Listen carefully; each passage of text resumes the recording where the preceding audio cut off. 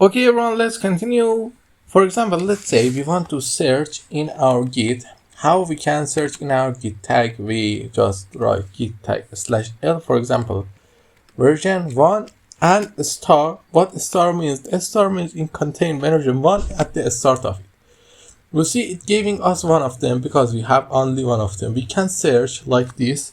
The star here means that what we are searching for start with version 1 or v1, and then we can do something. For example, we can say git tag and write the name version 1 /delete.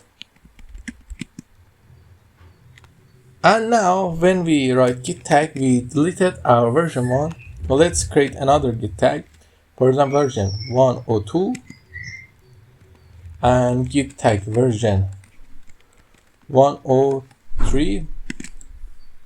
Now, for example, we want to see what is happening in the git tag version 1. We just simply write git show version 103, and it's going to show us all the changes that appeared here. What is the tag, what is the other, and the date and the differences. It gave us everything.